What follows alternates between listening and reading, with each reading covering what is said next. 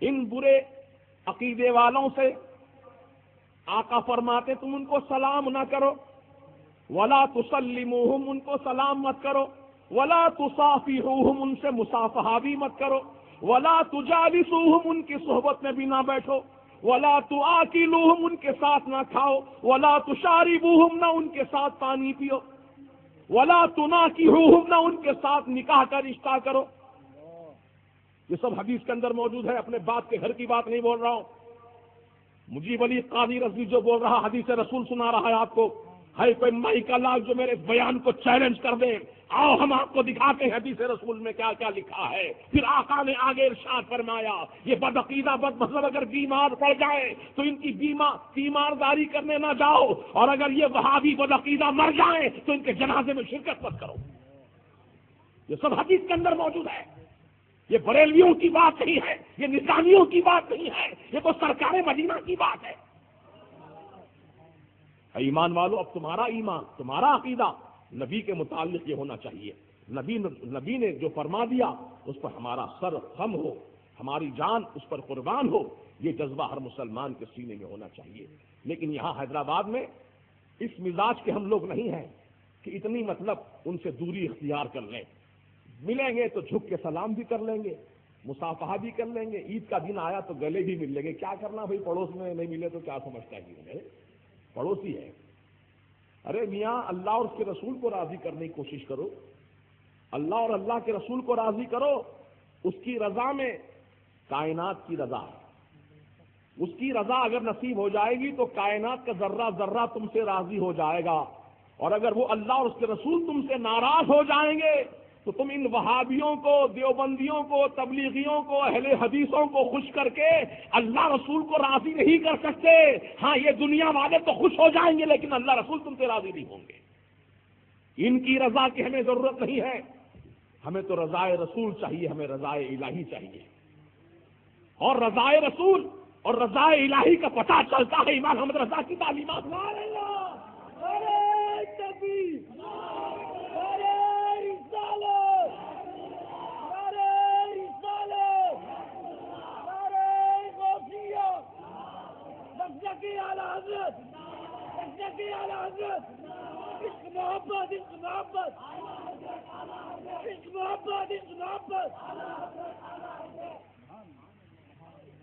مقصود تو ہمارا وہی ہے، رضائے الہی۔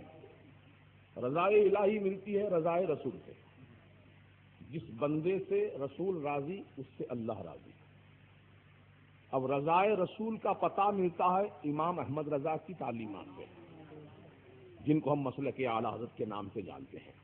یہاں پر کوئی جھول نہیں ہے، مسلک اعلیٰ حضرت کی ہم اس لیے تعریف کرتے ہیں، اس لیے اس کو مانتے بھی ہیں کہ اس میں کوئی جھول والی بات نہیں ہے، اس میں چول پلی کا جھول نہیں ہے، اس میں ماشاءاللہ اس میں چول پلی کا جھول نہیں ہے، اس کے اندر جو ہے بالکل معاملہ ٹنا ٹن معاملہ ہے، ایک دم صحیح صحیح کھری کھری بات سنا دی گئی ہے۔ اللہ اللہ، اس میں کوئی بھی مطلب پھیر پھیر والی بات نہیں ہے۔ اب یہاں ہمارے پاس جو شیورام پلی میں دارالعلوم حیدرآباد کے نام سے بہت بڑا ادارہ قائم کیا، حیدرآباد کے مسلمانوں سے چندہ لے کر اور دیگر علاقوں سے چندہ وصول کر کے بہت بڑی عمارت تعمیر کی۔ ہمارے بھولے بھالے سنی بھائی ہمارے آج تک وہ مدرسے کو سنی مدرسہ سمجھ رہے ہیں، وہ مدرسے کے ناظم و بانی کو بھی سنی سمجھ رہے ہیں۔ یاد رکھیے، یہ اہل سنت و جماعت سے کبھی ان کا تعلق پہلے تھا، لیکن یہ ریال کی بنیاد پر اپنا عقیدہ بدل چکے ہیں۔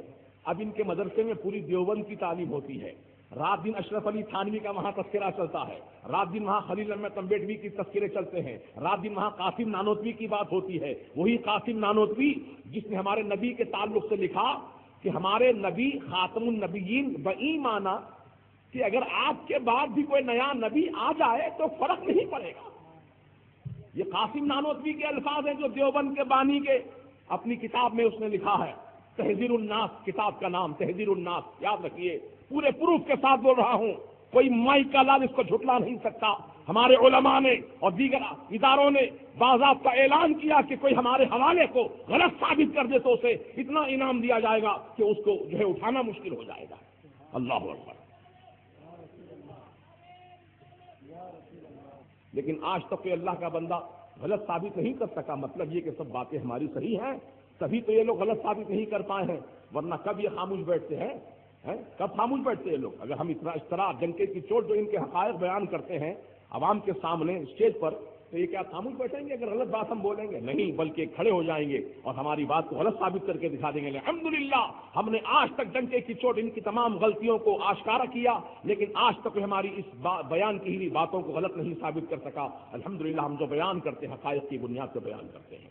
اور ہم نے تو یہاں تک بھی اعلان کیا کہ پیارے مسلمان بھائیوں, آپ کو انہوں نے لڑایا ہے, فاتحہ کے نام پر لڑایا, سلام کے نام پر جھگڑا کیا, نظر نیاز کے نام پر جھگڑا کیا, بزرگان دین کی نیاز پر جھگڑا کیا, 11ویں شریف کے عنوان پر جھگڑا کیا, میلاد النبی کے عنوان پر جھگڑا کیا. آج مسلمان قوم کو آپس میں لڑا دیا. بولو لڑایا کہ نہیں لڑایا؟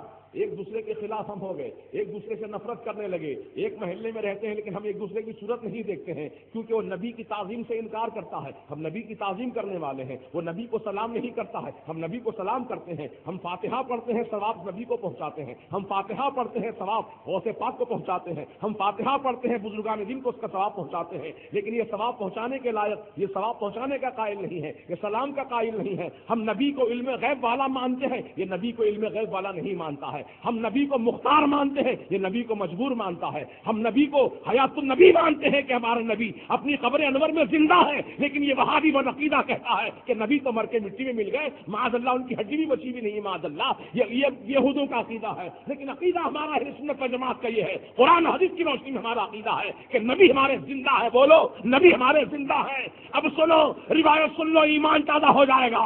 ایک مرتبہ میرے سرکار نے اپنے صحابی کے سامنے ذکر کیا کہ جب جمعہ کا دن آئے تو مجھ پر کثرت سے درود پڑھا کرو. تو صحابی نے عرض کیا رسول اللہ علیہ الصلوۃ والسلام, ابھی تو آپ ہماری نگاہوں کے سامنے جلوہ فرما ہیں آقا, ہم درود پڑھتے ہیں, ہمارا درود آپ سنتے ہیں, ہم درود و سلام پیش کرتے ہیں, ہمارا درود و سلام آپ سنتے ہیں.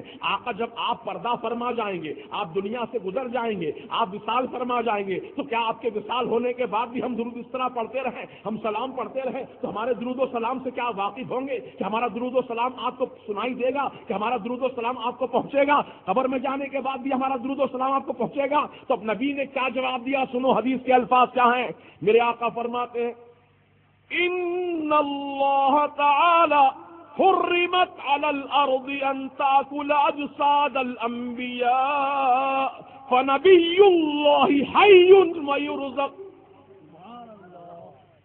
اب اس کا ترجمہ سن لو, ایمان تازہ کرو. میرے سرکار فرماتے ہیں ان اللہ تعالی حرمت علی الارض, بے شک اللہ تعالیٰ نے, ان اللہ تعالیٰ حرم علی الارض, بے شک اللہ تعالیٰ نے حرام کر دیا زمین پر اس بات کو حرام کر دیا, ان تاکل اجساد الانبیاء, کہ نبی کے جسموں کو کھا لے. مٹی کھا لیتی ہے نا سب کے جسموں کو, سڑا دیتی ہے, گلا دیتی ہے, پیلا دیتی ہے, کیڑے مکوڑے کھا جاتے ہیں. لیکن اللہ تعالیٰ نبیوں کے تعلق سے ایسا انتظام فرما دیا ہے کہ نبی پاک نے خود اعلان فرمایا کہ بے شک اللہ تعالیٰ نے حرام کر دیا ہے زمین پر کہ نبی کے جسم کو خراب کرے, نبی کا جسم کھا لے, نبی کے جسم کو کیڑا لگ جائے. ایسا نہیں ہوتا ہے. فنبی اللہ, اللہ کا نبی, حی, زندہ ہوتا ہے, وہ یرزق, اللہ سے روزی عطا فرماتا ہے.